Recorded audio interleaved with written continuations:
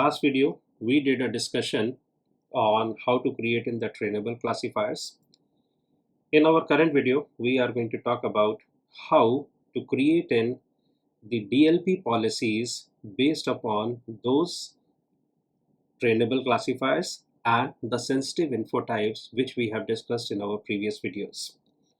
So for creating in the policies, previously we saw that trainable classifiers can be created in the data loss prevention solution, and sensitive info types is also available here, how we can create them. Now we are going to go into the policies segment, and here in policies segment we are going to create in a policy. So you have to define in like what is the workload that you want to protect. So here we have an option, data stored in connected sources or data in browser and network activity. Two types of policies are available. One that works upon your workloads like SharePoint, Exchange, Purview, base protection for your Microsoft Fabric, Power BI environments, or when the data is being transmitted over Microsoft Edge and the network firewalls being taken care by Microsoft Endpoint Protection. So for endpoint based protection, when you are applying, the data protection policies will be configured in your cloud applications where the integration will be done through your Microsoft Defender for cloud applications. Whereas that is a discussion of some other day. Today we are talking about data stored in the connected sources. So when we move on to data into connected sources, this takes us to the different types of predefined templates or policies available to us.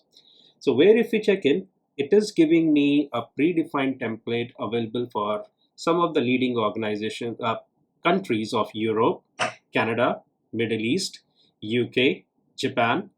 So there are some predefined data loss prevention policies already available, configured out of the box in Microsoft Purview. And if in case you feel that the policy does not exist, or the kind of workload protection or the kind of protection that you want to apply is not available here, then in that case we have to create it in a custom base. So presently I'll just select it and show you quick, like when I click on finance. So here you see that the Australia financial, Canada financial, France financial, all these predefined policies relevant to the respective countries are available. Like if I go into the PCI DSS, so you have a credit card number identification based policy already defined. But in our case, we are going to take in a custom policy creation. Then I'll select a custom policy here, select the custom policy from scratch, and let's move on to next. Now, what is the name of the policy that I want to apply? So I will call it up as CloudArc Data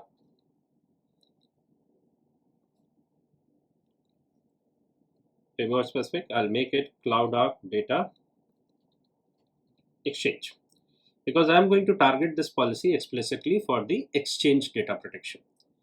For all the data sets that are stored, maintained, and the information which is in my Exchange environment, I'm going to create a policy for that. So this will take in some time to proceed on.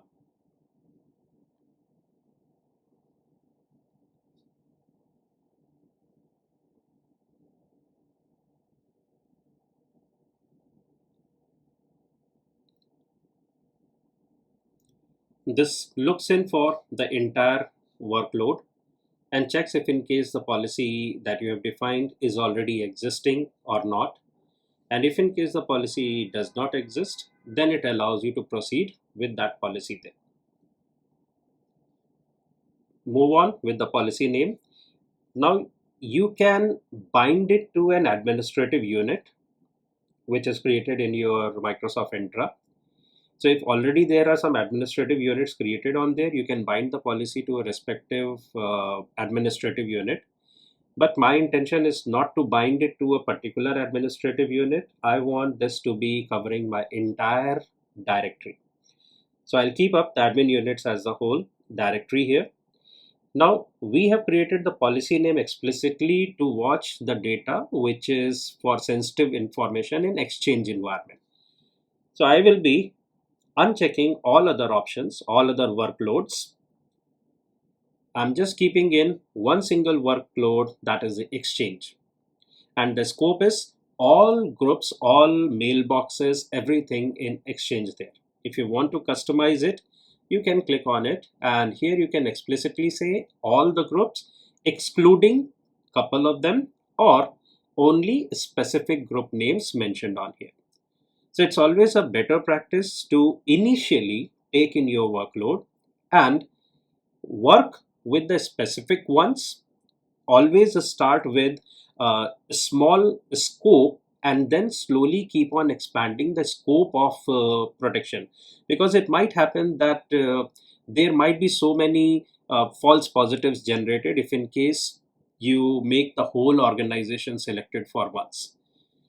So I will just simply select in the group here as demo QA47.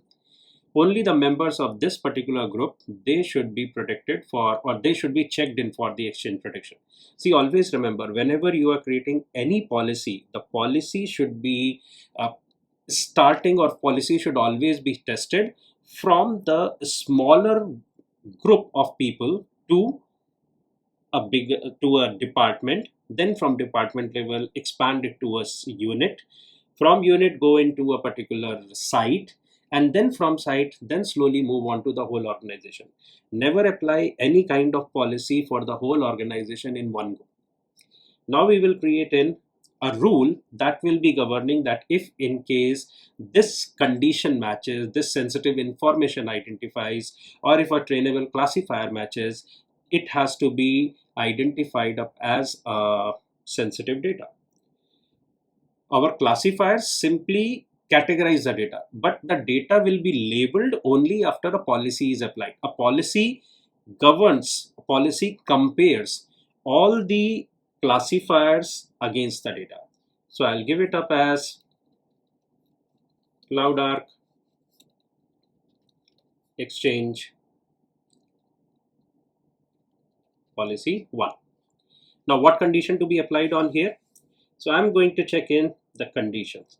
If the document property, because we are explicitly using in the exchange.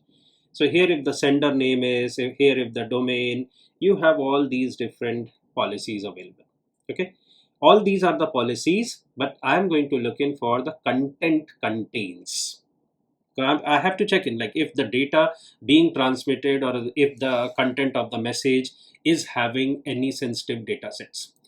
So first condition is default group name, and the condition I want to apply is sensitive info types, which is what we have created in our previous environment.